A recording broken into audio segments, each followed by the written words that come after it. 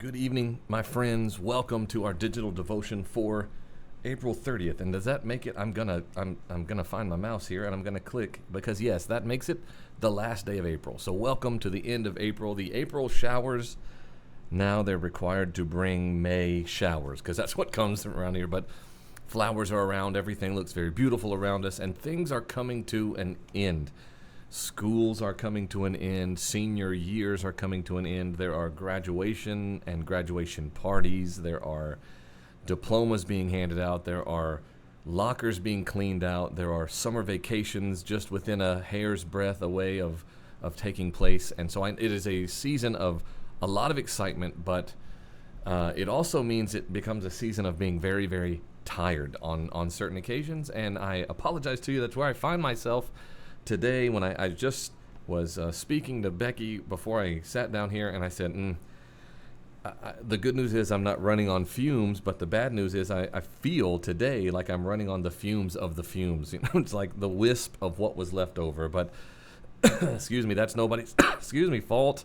It's just a very busy time of year, and a busy time of year plus the season to be dealing with this.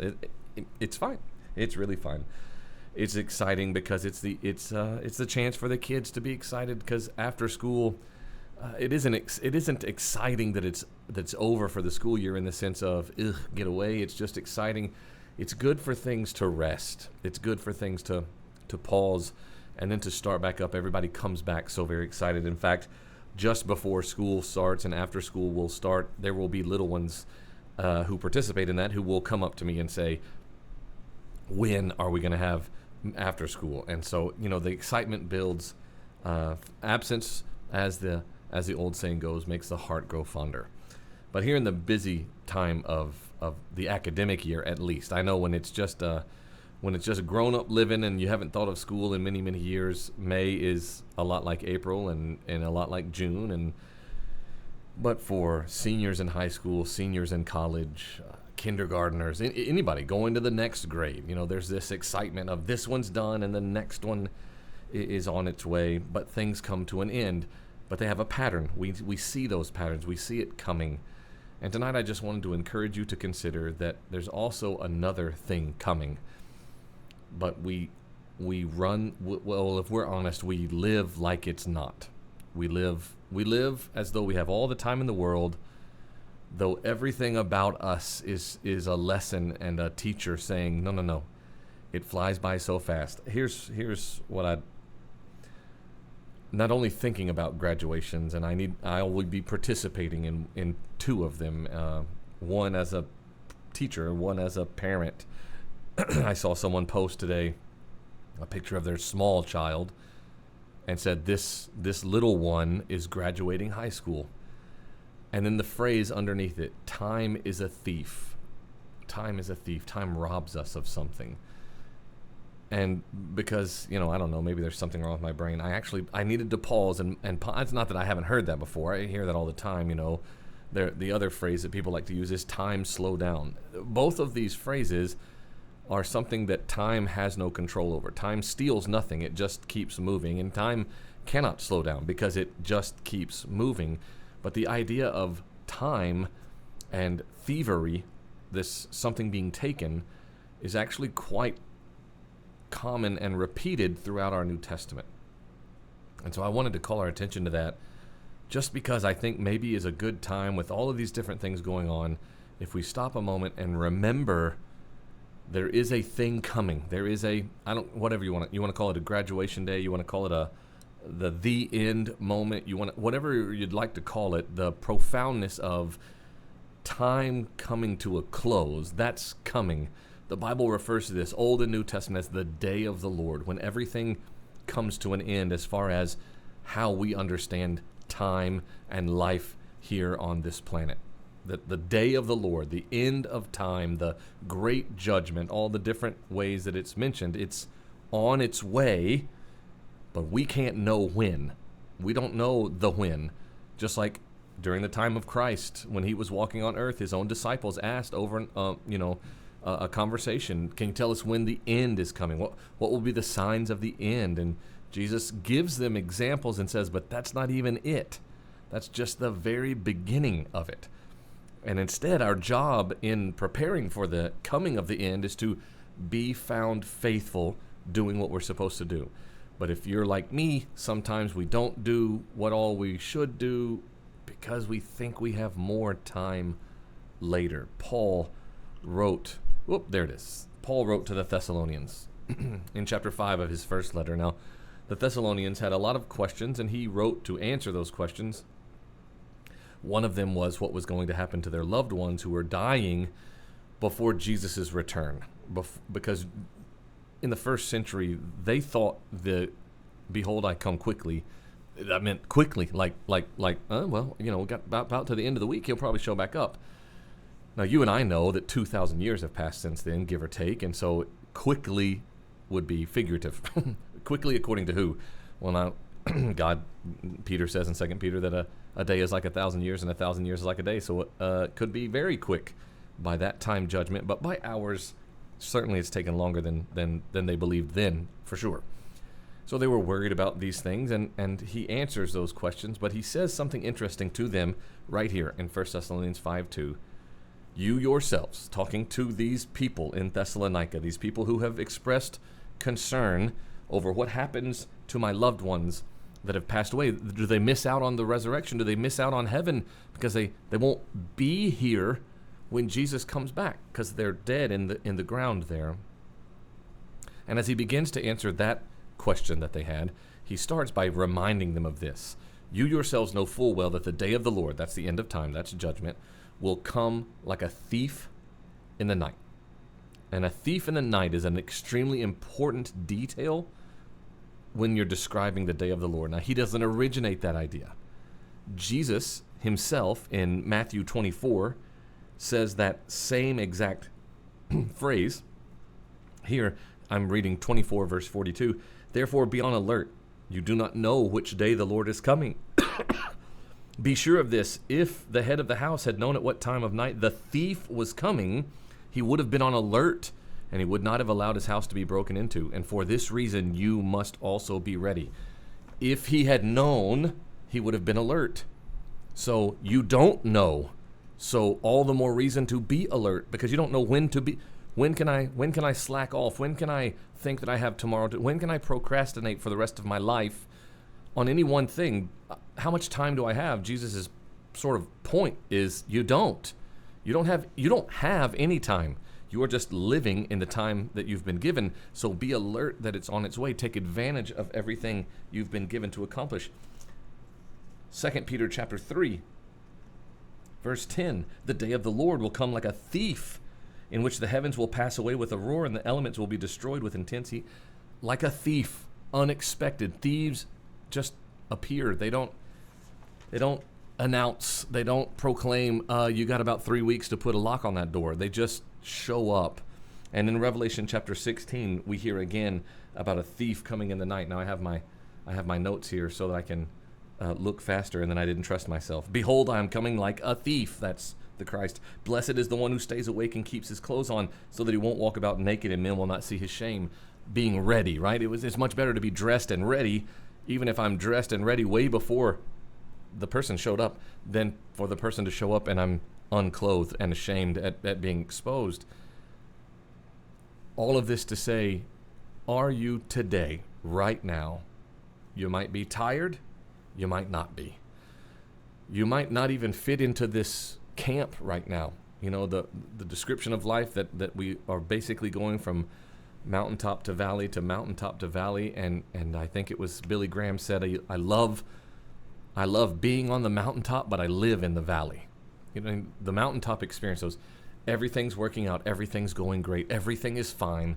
Those are the few and far between issues. That doesn't mean that life is miserable. That doesn't mean that we should bemoan our existence, but those peak, every single thing is working out. Life is grand. I'm smiling. Everything is fantastic. We don't normally live there. We visit there. We live in the areas where, you know, I need help. I need guidance. I need encouragement. I've heard people refer to that as the drudgery of every day.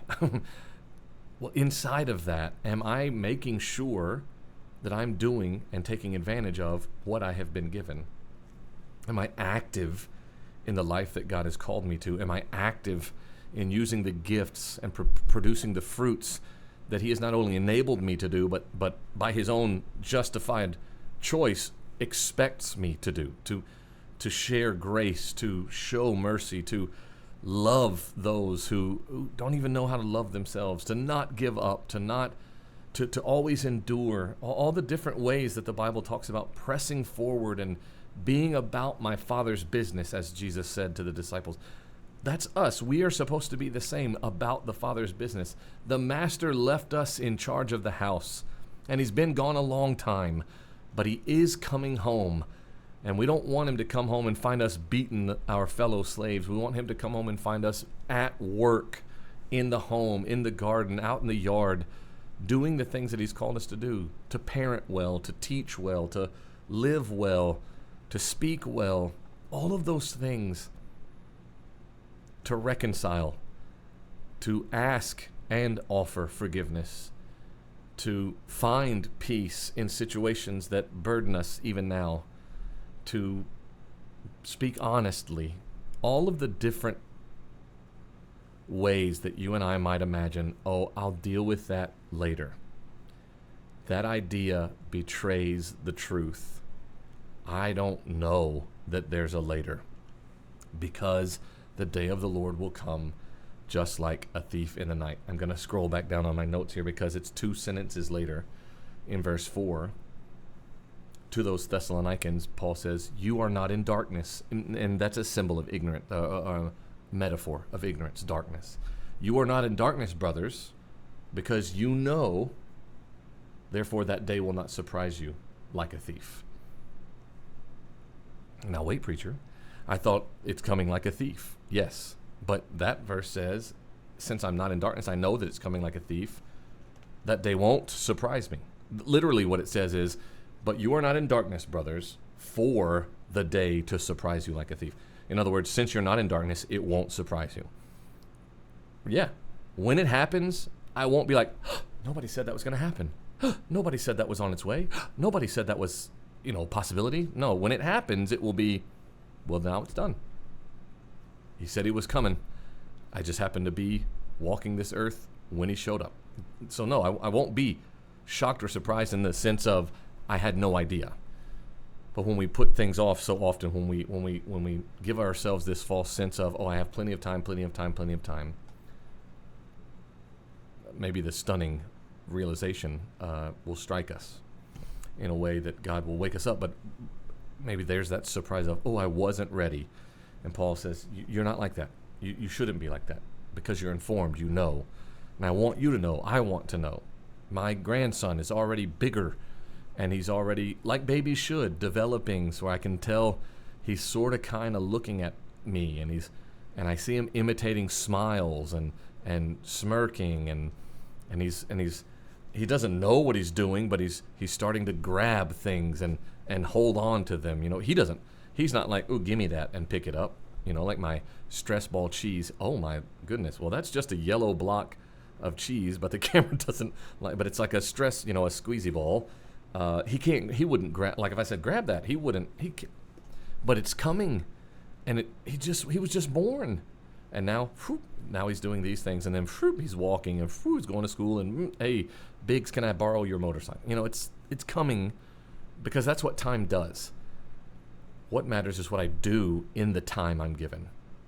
And Paul says, because this matters so much, because the day of the Lord is coming, and it's coming like a thief, unexpectedly. You won't be surprised by this because you know that, but you need to be active in the time between now and then. And so I just encourage you to ask, what am I not doing that you've asked me to do? What am I not being a part of that you've asked me to be a part of? Where have I not sought clarity or reconciliation or healing or forgiveness, whatever, where you've told me to do those things? Because I don't have time. I've been given this time right now. Let me use it in a way that glorifies God. That's what I hope we would all be able to say. Let's pray together. Almighty Father in heaven, thank you again for this time. Thank you for this beautiful day that I have enjoyed, and I pray others have as well.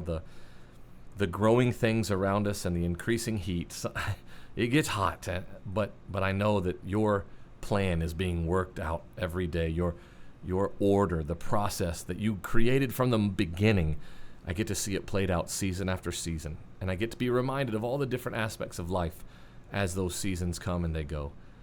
But Lord, as we enter this season of, for so many, a season of completion and of rest, of looking forward to the next step in so many things, I pray you would make us good stewards of the time you have bestowed upon us, that we would make right choices and do right things, not only for our own sake, but that you would be glorified in the way in which we live as righteous and faithful sons and daughters of our Father in heaven. I want to make use of my time. I want to be surrounded by people who want to make use of their time. And I know sometimes that's hard. Sometimes it's just, and we do need to rest. But help us in the midst of resting and working and working and resting. Help us to be sure that our time is being used well to accomplish the things that you have ordained for us, to do the things that you have asked us to do, that you would, again, be glorified above all other things, and that we would see that then our life was going so very well because of it. Thank you for loving us and for giving us mercy, grace, forgiveness, and hope. Thank you for the faith we've been given in Jesus Christ as our Savior. Thank you for each day that we're allowed to enjoy. We love you, and we praise you in His holy name. Amen. Thank y'all for being here. Forgive my whatever. Hey, I don't know. I got a sniffly whatever, but thank you so much for spending some time with me. I pray that God has spoken to you through whatever babbling I just recorded and put on the internet. For anybody that wants to see it, but I hope that God blesses you. I hope that God is always speaking and directing you in your own life, and I pray that as we come to a close now, you will remember that our greatest assignment is to go out into the world wherever we belong and pour kindness out on every single person we come in contact with, and to do that all because of the kindness that Jesus himself has poured out on us. Good night, everybody. I love you. Bye-bye.